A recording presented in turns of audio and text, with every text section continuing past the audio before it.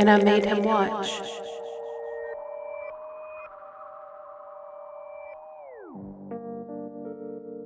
January, it's just lasted like 25 years, man. Yeah, this has been like the longest 10 years of my life. This first month of 2025 has been something else. It's like Groundhog Day, almost. Oh, God. Except feels not like as that. funny. It never was funny. Like, well, where's Bill Murray when you need him? You know, he's been awfully quiet recently. You know, he's probably in New York clubbing somewhere right now. Probably somewhere playing golf. Or golf, maybe. Caddyshack. Yeah. You know. Yeah, I know. But, Well, I mean, is he really into golf, or was that just a role? You just... Honestly, I don't know. Maybe it was a hobby he picked up. He really grew into it, you know? Yeah. I mean, lots of people like golf for some reason. Yeah. It's definitely a sport. Hello and welcome back to And I Made Him Watch, the podcast where I make my husband watch weird movies. I'm your host, Dani Page, and here with me forever and always, the man who somehow hasn't staged a rebellion yet, my husband and filmmaker, Troy Allen.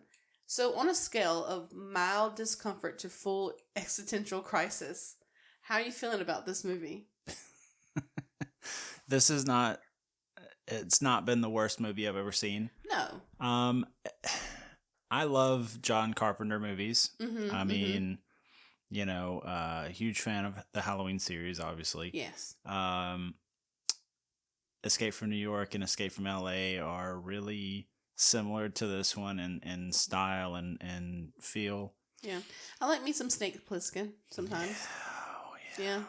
Hell Who was it? brother. Who's that actor? Oh, that was Kurt Russell. That was Kurt Russell. Yeah.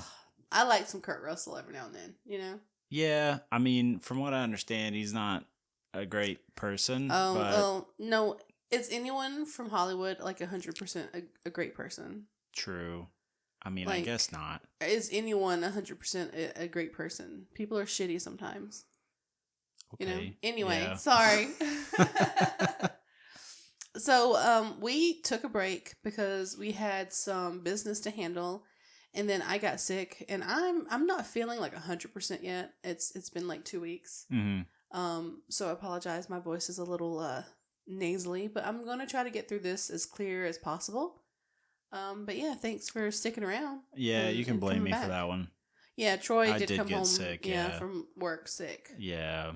And That's then, how it happens. yeah, we took the trip and things just kind of fucking cascaded from there, so. Well, I feel like I've been sick a lot longer than you have. True, but I also feel like my immune system is a lot stronger than yours. Wow. I mean, being in the Air Force, I got pumped up with a lot of stuff. That's true. You did like, have a lot of... It's like being a guinea pig, you know? Like they said it was smallpox vaccine, but was it really? It probably was. No. Have you ever had smallpox before? No. Okay, then. But it could have also been like a variation of the T virus or something. You know, some Resident Evil shit. You wish you had T virus. Become some sort of like superhuman zombie shit. And that's how the apocalypse happens, other than how it's actually happening right now. So we watched a classic this week. We watched John Carpenter's They Live from 1988. Hell yeah, we did. We watched the fuck out of it. Yeah, we did. This is a man's movie. Hell yeah. Is that what you really think? A man's movie? What does that mean? Explain what a man's movie is. I don't know. Like, I feel like just watching it, like I can feel my chest hair growing. There was a lot of chest hair in this movie. Yeah. There was a lot of chest hair in this movie. Like my beard is so bushy now. Like you could just smell the testosterone rolling off of me. Anyways. I feel like this was one of the best movies to watch right now. We will get into the message behind the movie a little later, but it hit a bit close to home due to our current political environment. A little Fuck tiny yeah, it bit. did. Fuck yeah, it did. I was just like, oh shit. Topical. And to be fair, like, I don't remember the last time I saw this movie. It has probably, I was like a child. And yeah, I didn't remember it being so like political. You know, I don't think I really understood what it meant when I first watched this movie. So when I watched it, it was like a whole new type of experience for me. Yeah. I mean, I've seen clips of it and stuff here and there, you know, like, but I've never seen the whole film, obviously, but yeah, it definitely hit pretty close to the current situation. Yeah. Yep. So you ready to get into it? Yeah. Yeah. I'm ready to get into it. The movie starts with us following Nada, a down on his luck type of guy.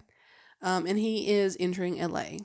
One of the very first places he stops in LA is the unemployment office looking for work, but it ends up to be a dead end.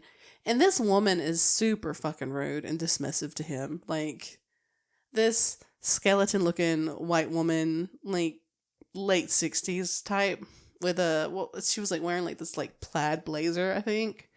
Shoulder pads, very 80s. Yeah. Yeah. It wasn't a great start.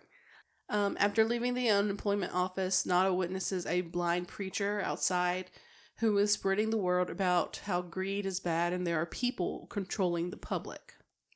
So these first few scenes, it was really giving Rambo First Blood. Oh, yeah. Yeah. Like Rambo walking into this like holiday land type town, except it's Los Angeles, and you know, it's none other than fucking Roddy Piper. You know, those of us that were big wrestling fans back in the 90s and stuff know some Roddy Piper, you know what I'm saying? I don't understand that reference. Him, like, dude, him and his fucking kilt. Oh, okay. The Scottish guy? Yeah, so. Okay. I kind of remember that. Didn't he have bagpipes too?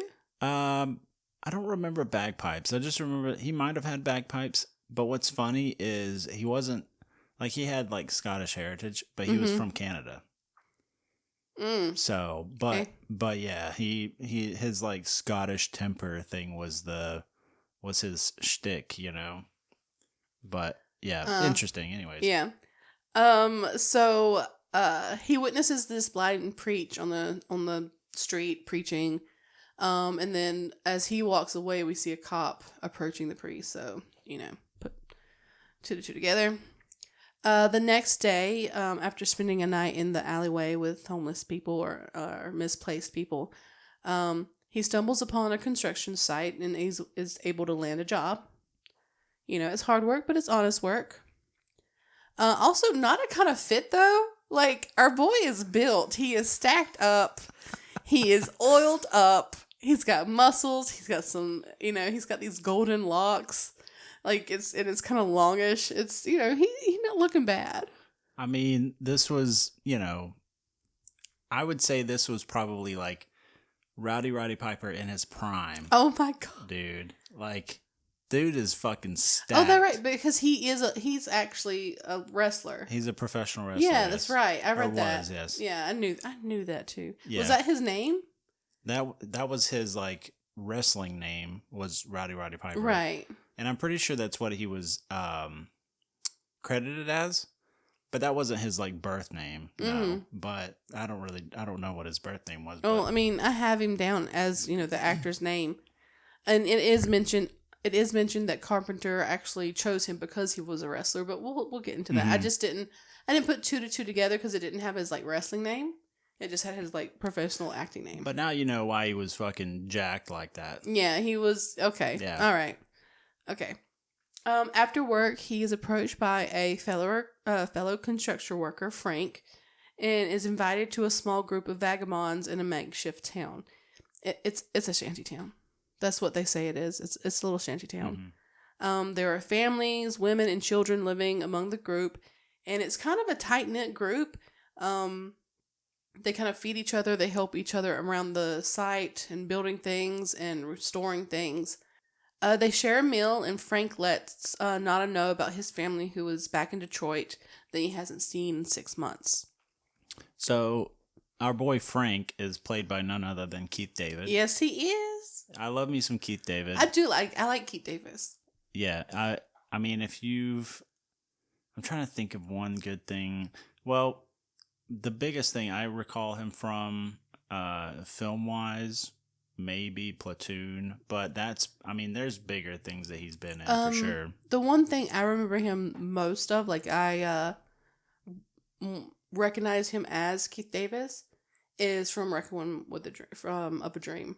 Was he in that? Yes, he plays the It's a guy who pays for the prostitution and gets her involved in the stuff. Oh, okay. Yeah, I'm pretty sure. Now. I could be wrong. That would be horrible if I'm wrong. To look into it.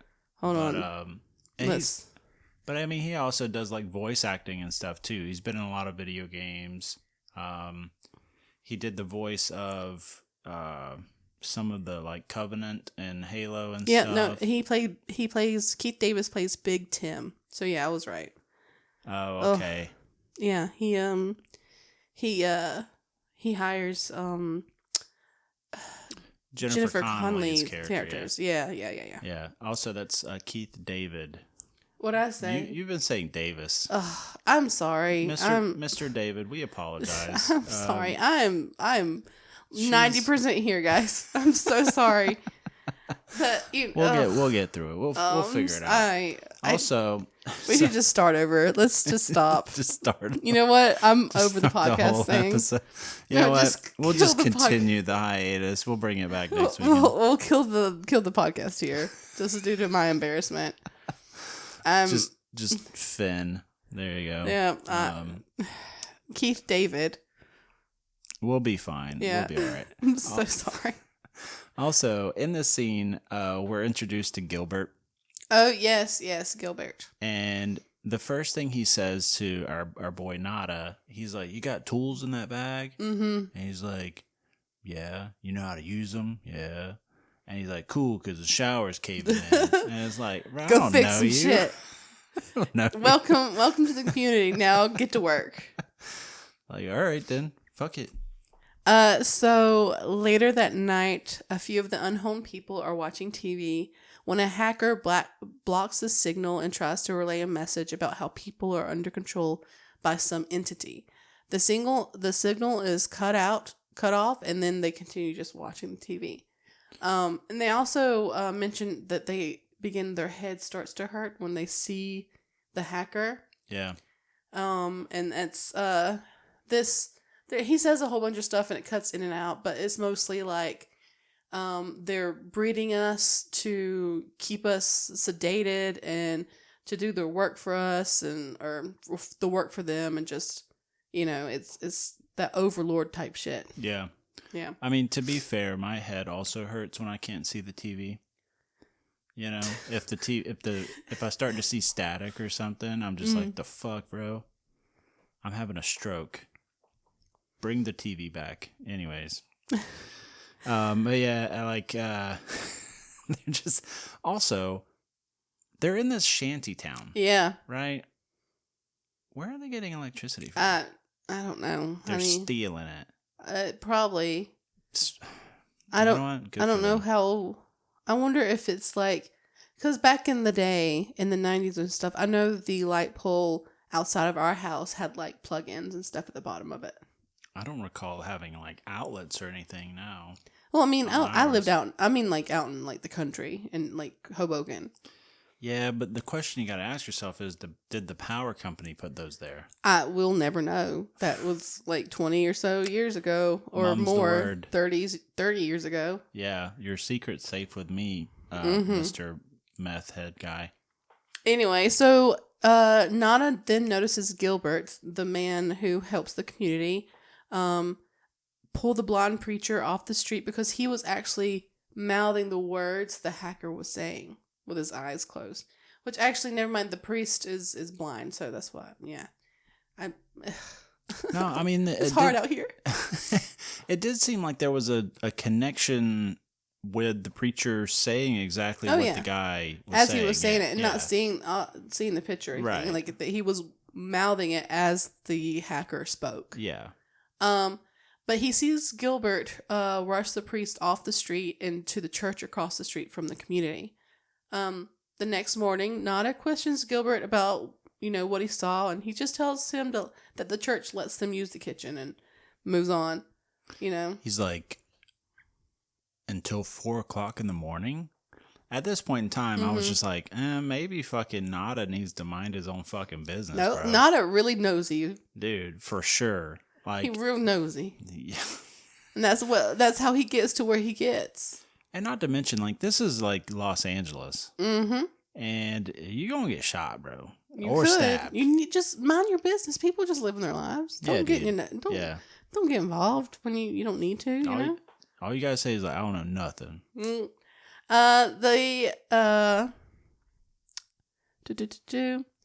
While watching the TV again, the TV signal is interrupted once again, and the hacker explains that their signal isn't strong enough and that they are blocking it. And then Gilbert seems upset that the signal is then like jammed again and TV just keeps playing, so he heads over to the church and Nada follows him. Inside the church, Nada finds this makeshift lab producing sunglasses, and that the choir sing is actually a recording. Yeah, think meth lab, but for sunglasses. Yeah, that's exactly what it was. Yeah. It's like there's no other way to explain it. Like, and also they were doing it illegal anyway. Yeah. Also, on the wall, there somebody had like painted the phrase "They live," and then "We sleep." Right, which to me is kind of scary because it almost, to me, it's very topical about like the current situation in the world today. But like we said earlier, like it's I don't know, the content of this film is very on the nose. And I didn't even really, like I said, I've watched this movie like 20, 30 years ago. And so as a child, I didn't understand exactly what the message behind the movie was. It was just like, oh, invaders on Earth, they're, controlling people, blah, blah, blah. But it's a little eerie, especially in the movie, there is a message. Which we'll get to when we get there. But yeah, the whole they live, we sleep thing it is eerie. It's a little like upsetting to really think about that. But then again, we would really have to go into like a very political talk.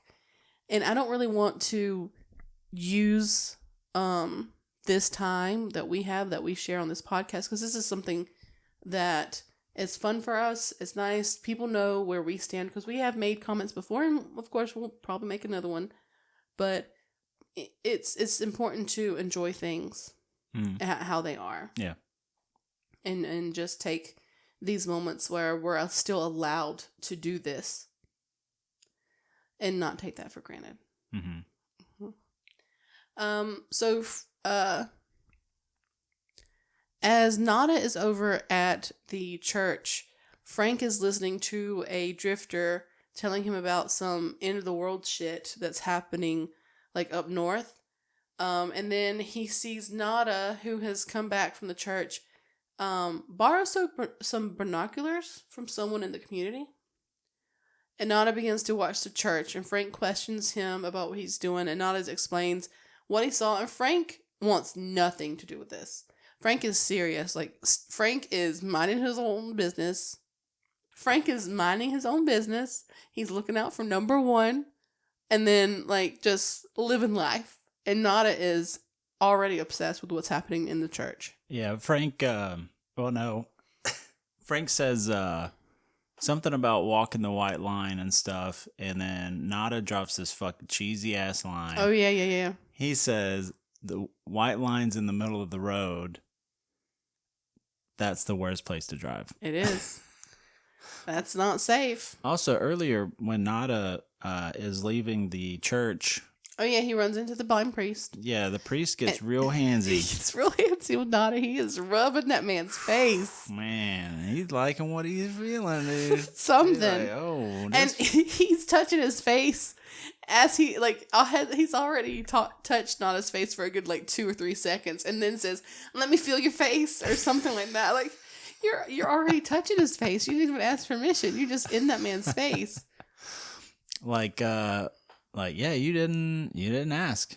You just did. Yep, he just did. It's crazy. So Nana ends up watching the church all day into the night. Then, as he's watching from door to door of the church, because there's a front door to back door, the police then begin to show up and remove the unhomed people and bulldozer over the lot, destroying the people's belongings. The people also attack the church, forcing everyone inside to flee, and they run. They load up their car and they are out of there.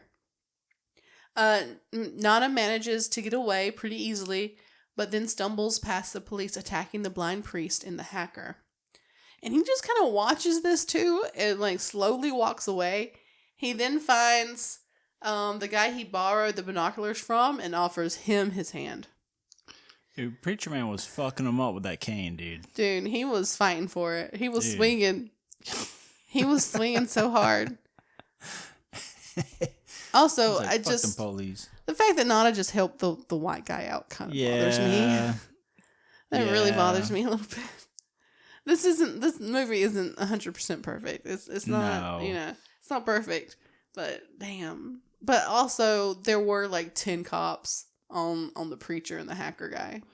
I mean, out of the entire movie, there's maybe like 2 black men that have lines in the movie. Mm-hmm. The preacher being one, and then Frank, obviously. But you can definitely tell that this movie's kind of a product. Well, there's also one of the guys at the meeting, and he's a black guy. He has a good bit of lines too. Okay, so 3. It was, for what the message was, it was still a little like white savory.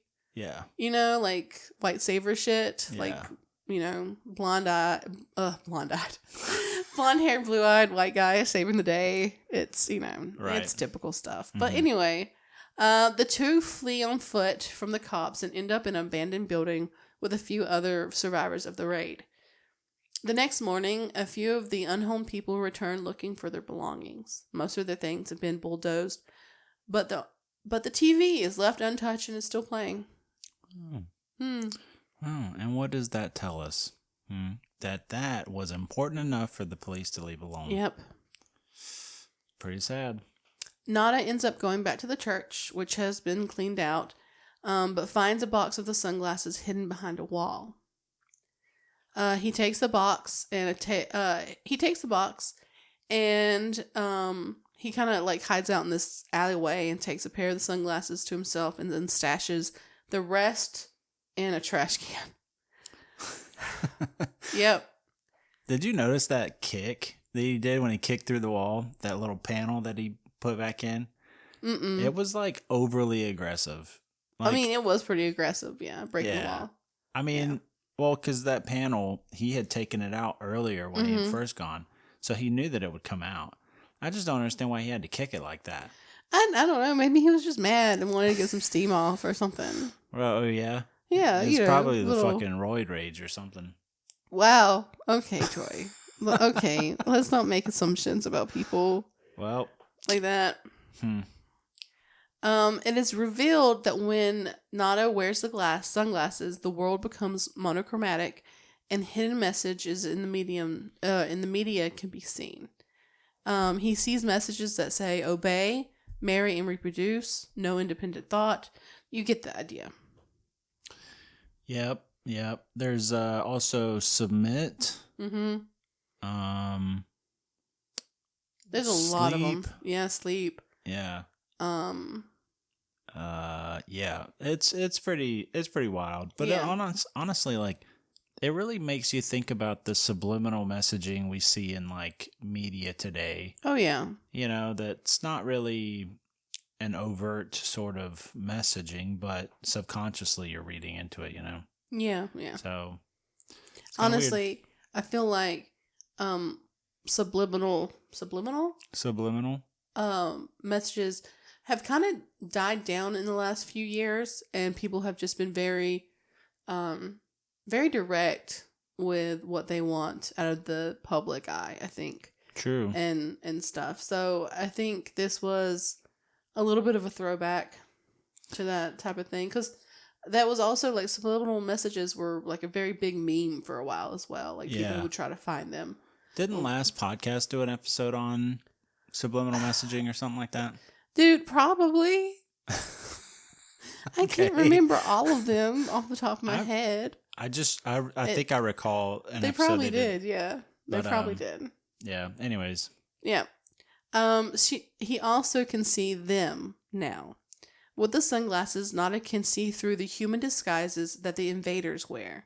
They appear to have like no skin with these circular sections of exposed muscles and way too many tiny teeth. Dude, I can't stand tiny teeth. So many tiny teeth. So many right? tiny teeth. Bro, like just don't smile. Close your mouth. Calm down with those tiny teeth. Just close your fucking mouth.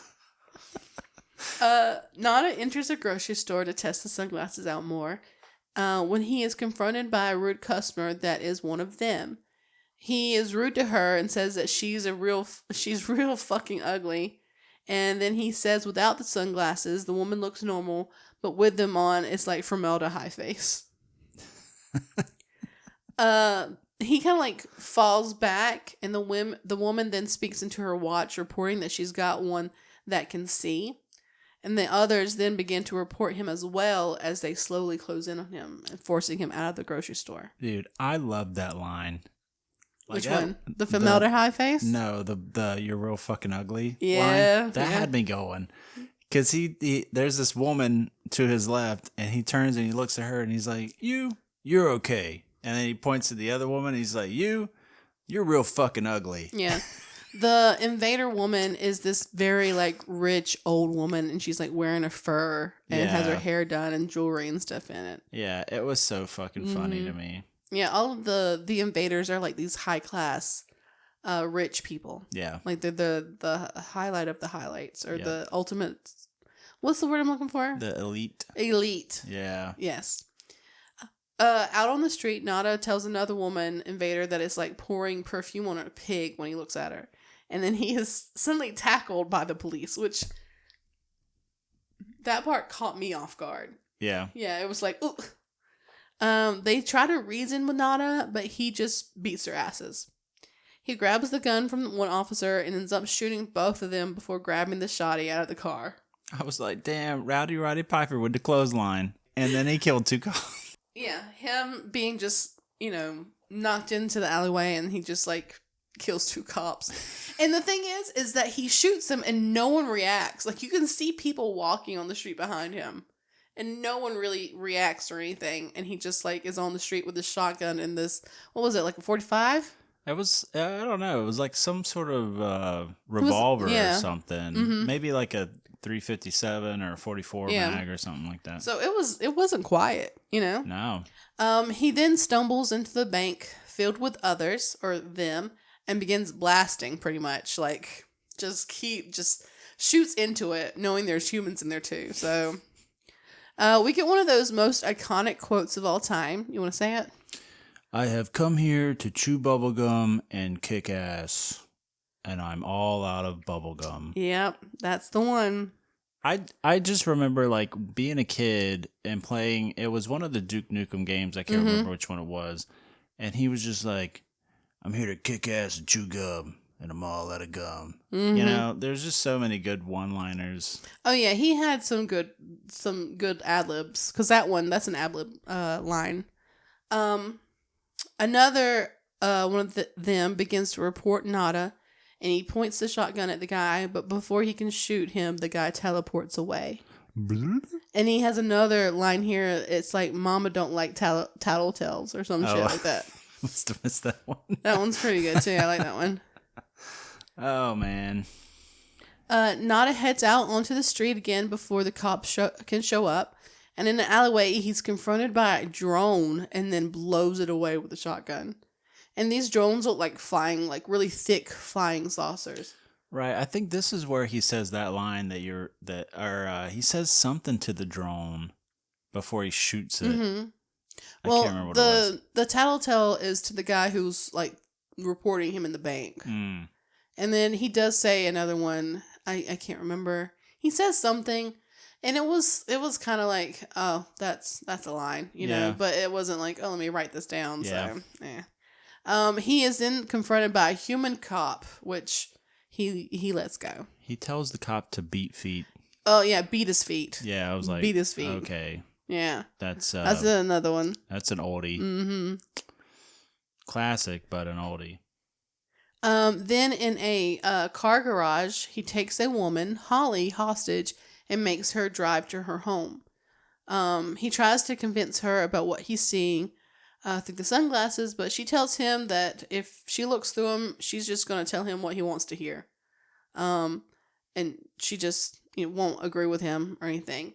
And with his guard down, Nada approaches Holly, and then surprisingly, she first hits him in the head with a bottle and then pushes him out of her fucking window.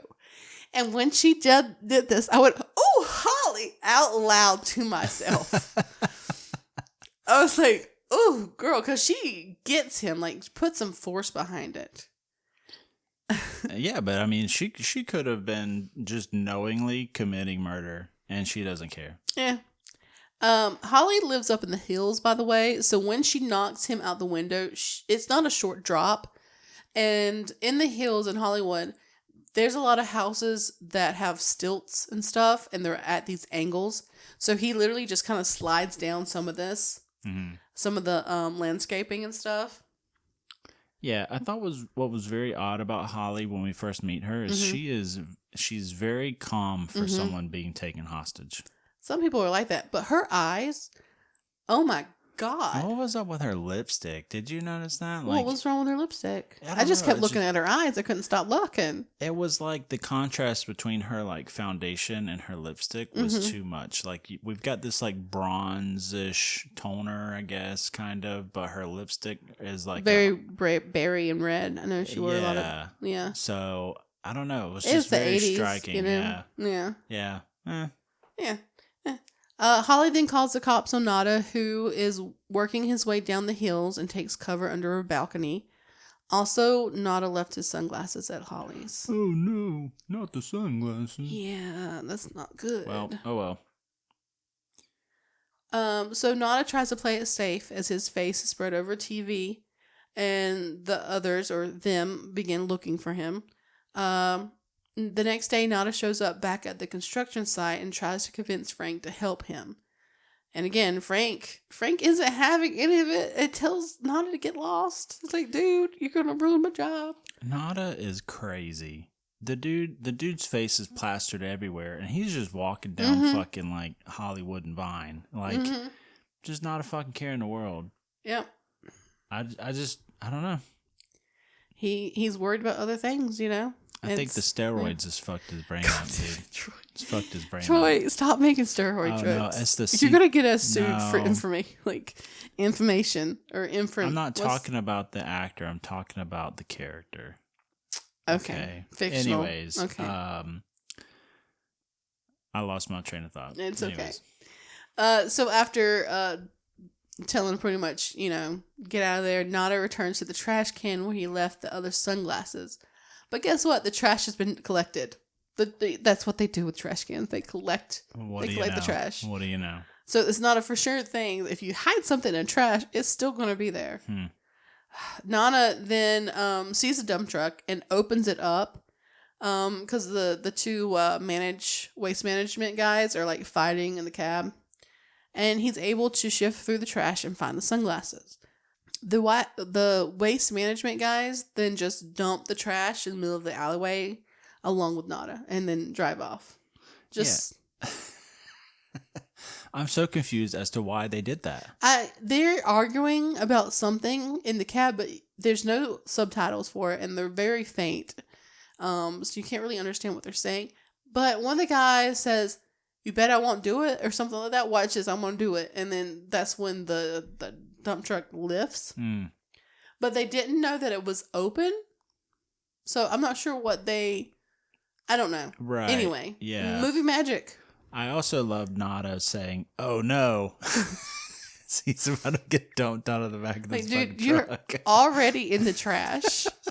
You're just getting a quicker way out now. I don't know what you're complaining about. I don't know. It was just so fucking funny to me. Oh no. I think it was just his delivery of the line. Yeah. It was really like, oh no, kind of thing. Yeah. Frank then shows up and gives Nada his first week's pay, and Nada tries to convince Frank to look through the glasses. They then fight each other for like 10 minutes. Bro, this was the longest fight scene I've ever been witness to. I don't think I've ever seen somebody fight for 10 minutes. And the thing is they keep psyching each other out and then starting to fight again. Yeah.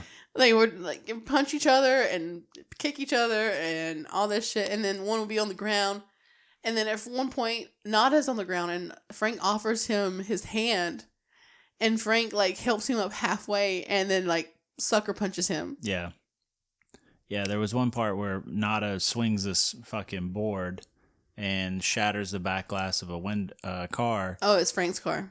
Oh, okay. Yeah, that's why Frank was so fucking pissed. I see now. Yeah. And then Frank had this bottle, but he smashed the bottle, and then Nada laughs. Yeah. It's just so, I don't know. It was very cliche. Man. Yes. Man, fight. Yes. Man, big bad.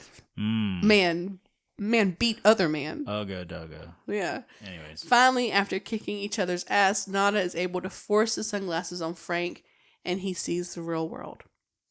The two then take up a room together and hide out from the invaders, from the others. Yeah. Nada delivers another great line. When he puts the sunglasses on Frank, he says, "Life's a bitch, and she's back in heat." Yeah. Yeah. That is something. That is a line. I mean, this movie had me wheeze laughing a couple times. Yeah. I'm not gonna lie. Good. I'm glad you liked it. It was good. Yeah. The next morning, as Frank returns to the hotel, Gilbert actually spots him wearing the sunglasses and confronts him. He then tells Frank and Nada about a meeting, the next resistant meeting, inviting them to attend and to make sure no one follows them. Yep. Gilbert's just like, "Hey, you got the sunglasses on. I got sunglasses on. We should be bros. We should hang out together." And Frank's just like, "Oh, okay. Oh, okay. Come to this place here on this little piece of paper." I don't know. This could have been a nice segue into Squid Game. Oh, it could have. Gilbert's just giving him the fucking invitation to Squid Game. You know, honestly, in that type of universe, in that world, I wouldn't put that past that type of situation. Yeah. But it's like a Hunger Games, so it's public. True. This was the mashup we didn't know we needed. Fuck, bro. They live Squid Games. I'm fucking copywriting that shit right now. At the meeting, the boys get an upgrade from the sunglasses to contact lenses that don't have the negative effects the sunglasses do. Frank is given one of the fancy watches the others use to communicate to each other and teleport, but he can't really figure it out yet. As Gilbert is telling the others that they need more people and lets them know that there's a signal and they need to find it and shut it off. It's suggested that the signal is coming from the TV station KRDA, but then Holly suddenly shows up and tells them that KRDA is clear, because that's where she works. Right. I was so confused at this part because I was like, okay, was she part of the resistance before he kidnapped her? Mm-hmm. So, yeah. I think we're supposed to believe that she put the sunglasses on after he left. Or after she kicked him out her window. And murdered him. And almost murdered her. Yeah. Yeah. But even though she put up such a fight to put them on in the first place. Yeah. Honestly, if some person came up to me, stranger, or someone I've known for a little while, and was like, "Look through these sunglasses and you'll see the real world," I don't know. Bro, I would put them on. Would you put them on? I would as soon as possible. It would shatter your reality. Fuck it, bro. Okay, I'd be like, you know what? You seem very serious about this, especially if they're acting in a way that Nada has acted towards these, like he is frantic almost, Yeah. Then yeah, it seems pretty important to you. I'll put the sunglasses on. We'll see what happens. Or maybe I would be like, sell me on them. Sell me. Give me money to take the sunglasses. No, I mean, like, tell me why I should put these sunglasses on, and maybe I will. So, Nada and Holly reconnect now, and they have more understanding of the situation, and they're like, "Oh, I thought I killed you. Oh, I thought I killed you," kind of type of thing, and they're like, "Oh, can we talk?" But as they begin to talk, a surprise raid begins. Like there's this big explosion. They just explode into the meeting, and they start blasting, man, like killing everybody. Dude, like old fucking Frank Reynolds once said, I just started blasting. That's what they did. They just started blasting. Like, what if it had been like a gathering of nuns and they just blow this fucking wall up and just start shooting everybody? That'd be pretty fucked up. Yep. It'd be a big mistake, I think. I mean, it'd just be one of those like, oh well. Cops make mistakes sometimes. We're only human. Yep. Oh well. Nada and Holly get separated, and then Frank and Nada are able to escape the massacre through the back. But Nada really wants to find Holly, and Frank is like, "Don't be stupid. You can't do anything out there." And they hide in the alleyway as Frank tries to figure out the watch, but the cops are beginning to corner them. Frank then drops the watch, and it malfunctions and opens a portal, and they both jump through with only seconds left. Mm-hmm. I thought it was super funny how when Holly makes it out onto the street, she stops. Mm-hmm. And she's looking around for Nada, mm-hmm. right? But the cops are approaching quickly, and she doesn't seem to care. Right. Mm-hmm. Foreshadowing. Yes. Anyways. They don't seem to bother the white woman. No. The white woman, she ain't nothing. I imagine it like this. So before the raid, the cops had this pre-brief meeting sort of deal, and one of their I don't know, objectives or whatever, is to not harm the white woman. I mean, probably. I don't mean that very seriously. Yeah. Anyways, so the portal they jump through leads them to this underground facility that is under control by them or the others or the invaders, whatever you want to call them. They stumble upon a banquet being held by the others and the humans that have turned to their side. And it's a bit crazy because there's a guy giving a speech and he mentions, this is a quote from the movie, "Our projections show that by the year 2025, not only America, but the entire planet will be under the protection and the dominion of this power." Dun dun. Dude. Dude. It's I don't know. It's like John Carpenter was on to something, dude. He knew. Tell me time travel's not real, bro. Tell me right now. I mean, I can't tell you that because I don't know for sure. That's Dude. Things are happening with technology every day, and we make discoveries every day, And that's why The Simpsons has made so many fucking... But isn't it you couldn't travel to the past, but you can travel to the future? Right. Yeah. That's what's theorized, yes. Yeah.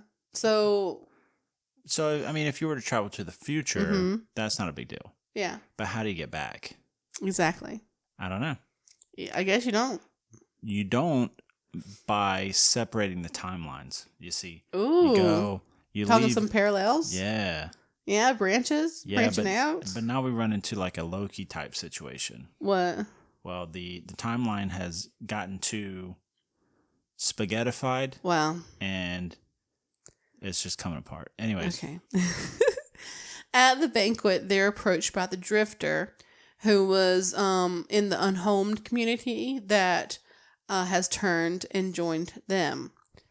They then have him guide them around the facility because he thinks that they have also turned.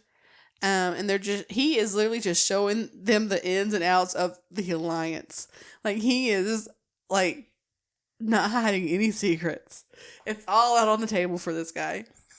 At the last stop of their tour is the broadcasting room for the signal. And it turns out KRDA isn't so clean after all. Wow. Who would have thought? That's why I said foreshadowing earlier. Yeah. Mm-hmm. Anyways. Yeah. What did you think of the tour of the Galactic Gate and everything? It was kind of funny. I mean, especially when they get to like the room where the signal is broadcast from, like not the studio, but the room they go through before that. Yeah. Because it kind of looked like I don't know, like any other broadcasting room you'd see, and they had like, I don't know, like plaques and stuff hanging up, and like it's like they had been winning awards and shit like that. So I don't know. It's like they had their own little fucking world going on. It's never mentioned how long the power or alliance had been controlling humanity, but based off of how well it was organized and how many people were involved, I would say like from like the 50s, at least 50 or so years, at least. I think it is theorized that it was like the 50s, because earlier in the film when the hacker guy is talking through one of his broadcasts. Oh yeah, he mentions 1950. He starts talking about it because that's when the pollution and stuff starts getting real bad, and he claims that they're acclimatizing. They're like turning our atmosphere into their atmosphere. Yeah. You're it's right. like a third world or whatever. So yeah, this was like the 80s. The movie was made in the 80s, so it was at least so 30 about 30 years. Yeah. Frank and Nana then kill some more of the invaders.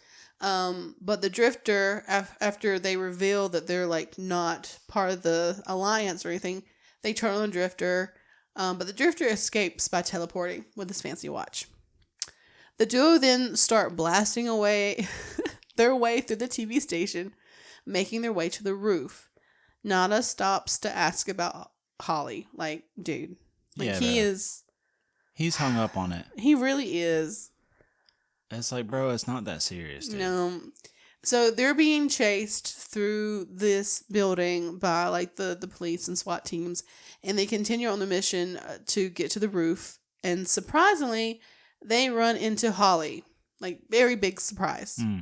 Huge surprise. Yep. I mean, no one could have saw that coming. Like, she's completely fine. She's just up there. Yep. No, like, she was at the raid, dude. Like, she was with the resistance, and now she's here at work. Fine. Yeah, and he never really stops to question it either. You know what? Men. Nada grabs Holly, and they make it to the last stairwell before the roof. And as Nada advances, Holly pulls a gun and points it at Frank. We hear a gunshot as we watch Nada make it onto the roof where he finds the satellite. Dude. I said, there's no fucking way she just dropped him like that on the stairs, bro. She pulled that gun out and pointed at Frank, and I was like, Holly, no. And then you hear the boom. You hear it, and I'm like, oh, yeah, like, what the you fuck? Bitch. You stinky snake. Stinky. Yeah. Nada calls out to Frank and Holly to make sure they're clear, and then he hears Holly say she's clear and turns to find her alone. A helicopter then flies over Nada, counting down until they fire at him. Holly tries to convince Nada to go back inside with her, and Nada then shoots Holly, turns to the satellite, and fires it seconds before the helicopter fires on him. Yep. Kind of a, suck my boomstick sort of situation. The satellite explodes as Nada holds up a middle finger to the helicopter. And across the world, the disguises of them are gone, revealing the world of their existence. Yeah. Dun dun. Well, what do we think? Oh, I think it's a lovely movie. It's a lovely movie. I mean, you know what I mean. It's not a bad movie. It's not the best, obviously, but that's that's what we're here for. Yeah. It is. I feel like if this was remade today, it'd be really good. But they would definitely need a more diverse cast, in my opinion. And maybe not make the Holly evil. Yeah, I'm breathing hard. I'm sorry. I'm so sorry, Future Joy. I think that they could remake it. but I think they would need to keep Holly Bad. And then I think that Nada would also they would need to cast another wrestler. I think they would need to keep that, a tradition. Okay. Yeah. Okay. Maybe do like, I don't know, maybe John Cena. I mean, I don't know. I don't know about John Cena. Well, there's not very many wrestlers that are actors these days. Batista, he's been wanting to do more serious roles and stuff. Okay, I could see Batista doing this role. I could see, because I mean, him as what's his name on Guardians of the Galaxy? Oh, Drax. Him as Drax is really good, but he plays a dumb character. Yeah. So I mean, Batista could do it. I could see Batista as a homeless man saving the world. A drifter. Yeah. A drifter. Unhomed or misplaced persons. I'm sorry. The only issue is here recently, Dave Bautista has been losing a lot of weight because he's been wanting to take more dramatic, serious roles and stuff, and him being so big, it's difficult for him to do that because he's being typecast as like a action villain sort of thing. I think you don't have to be like super built to be Nada. I don't think. No, you don't. But I mean, to keep, I don't know, the nostalgia of it, the spirit of it alive. You know what I mean? Yeah, I get what you're saying, but I don't think it would necessarily have to be a thing. No, it wouldn't affect the story at all. No, but anyways. You ready to get into the details? Let's do it. Okay. They Live is a 1988 American science fiction action horror film directed by John Carpenter. Roddy Piper as Nada. Keith David as Frank. Meg Foster as Holly. Raymond St. Jacques as the street preacher. And George Buck Flower as the drifter. And then Peter Jason as Gilbert. Yeah. Yeah. So Meg Foster was like, dude. Interesting. Those eyes had me. They had me the whole movie. I was upset and personally betrayed by her character. Nice. So John Carpenter cast Roddy Piper as the lead in They Live after meeting him at WrestleMania 3 in 1987. Carpenter believed Piper possessed the ruggedness and authenticity needed for the role, stating that, quote, unlike Hollywood actors, Rodney has life written all over him. He has been hit so many times that he is really broken up. He even walks funny because his pelvis was shattered and his back was wrenched. He is definitely not a pretty boy. He's the toughest guy I've met. You run a truck into Rodney and he could still be standing. I believe it too. Yeah. I mean, in this film, like Roddy Piper, he definitely seemed big, a big dude. He is. He's a thick guy. Yeah. He is fit.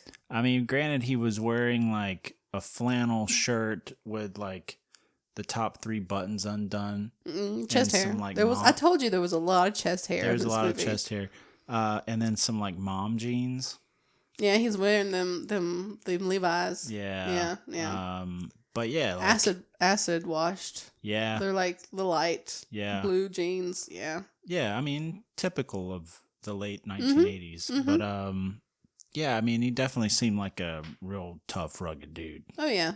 He filled the role pretty good. Carpenter was impressed with Keith David's performances in The Thing. That's another good one. They wanted someone who wouldn't be a traditional sidekick, but could hold his own. Consequently, Carpenter wrote the role of Frank specifically for David, which I thought was kind of sweet. It's kind of cute. Aww. Yeah. I forgot he was in The Thing, man. Granted, I forgot The Thing entirely. Because we weren't talking about it. No. It wasn't in the front of the Mind Palace right now. Anyways. To add authenticity, Carpenter filmed the actual homeless camp and employed real homeless individuals as extras, compensating him with pay and meals, which I thought was wonderful. Carpenter's an OG. Like, he is good. Mm-hmm. It takes a lot for someone to do that, I think, especially in Hollywood and in the film industry. Yep. Yeah. The film was shot over 8 weeks from March and April in 1988. Primarily a location in downtown Los Angeles. The budget was slightly over $3 million, and the box office was $13.4 million. They made some money. Yeah, I'd say that'd be a nice return on investment. Yep. For sure. So Carpenter based this film on a short story called 8 O'Clock in the Morning, written by Ray Nilsson. It's a short story that follows George Nada on his last day. After attending a hypnosis show, he wakes up completely and sees the world as it truly is. He discovers that hideous, yellow-eyed lizard creatures called fascinators secretly control everything. These aliens send hidden messages to humans, keeping them unaware of their manipulation. Interesting. Yeah, lizard people. It would have been. Yeah. Yeah. Honestly, I don't know if I would have liked lizard people more than what we had. I kind of like the humanoids. Yeah. With the skinless humanoids that are blue and stuff. I think they give a much more creepier vibe. Mm-hmm. I like that. Although lizard people kind of are creepy too. Yeah, it would have been cool. Yeah. So what does this movie mean to you? To me, it reads that I feel like the aliens are symbolic of capitalism. Yes. And we as not just Americans, but we as humans in general are so caught up in media and, entertainment and stuff that we're just subjects to them, to like, the capitalists. Yeah. So that's what it means to me. Okay. So They Live carries a strong anti-capitalist and anti-authoritarian message, critiquing consumerism, economic inequality, and social control. John Carpenter has stated that the film was a response to the economic policies in the 1980s, particularly Reaganomics, which widened the gap between the rich and the poor. The movie portrays the elite class represented by the alien fascinators, or them, who manipulate society through subliminal messaging, keeping people obedient and distracted while they exploit the world's resources. The film suggests that media, advertising, and corporations serve as tools of control, keeping the masses docile with messages like obey, consume, stay asleep, and marry and reproduce. The protagonist, Nana, represents an awakening. He literally sees the truth when he puts on the special sunglasses, realizing that the wealthy elite are not just greedy humans, but alien invaders who view humanity as livestock. Carpenter has described They Live as being about yuppies and unrestrained capitalism, and he calls it a documentary, in reference to how relevant its themes remained. While the film was made in response to the 1980s, its critique of corporate influence and wealthy inequality still resonates today. Yep, and that is They Live. Yeah. So, overall, I would give this movie... It's an 8. Yeah? It's an 8 for me. An 8? Yeah. Okay. That was my first thought, too. Well, and it's not just like the material and the production, it's actually the message. Yeah. Yeah. Yeah. And it is today. It's more relevant than ever, I would say. Mm-hmm. But yeah, these issues weren't just, sprung up overnight, folks. This is something we've been dealing with since we were a country, honestly. Yeah. Yeah. I mean, it has definitely become a much, much larger issue since the 1980s and Reaganomics and all that stuff and the trickle down idea. But yeah, we'd love to hear your thoughts on it. What do you think about They Live? Have you seen it? If not, you should go watch it. It is a good movie. Yeah, it's a good movie. Yeah, I liked it a lot. I enjoyed it. and I highly recommend it. Yep.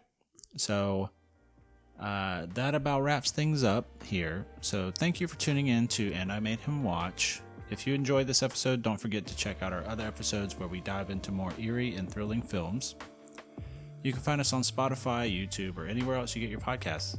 Stay connected with us on social media. Follow us on Facebook, Instagram, Blue Sky for updates and behind-the-scenes content. For more information and explore our full episode library, visit our website at www.andimadehimwatch.com. Your support means the world to us, and we'd love to hear your thoughts and feedback. Share your favorite moments, suggest movies for us to cover, or just say hi. And remember, as always, stay spooky. Bye.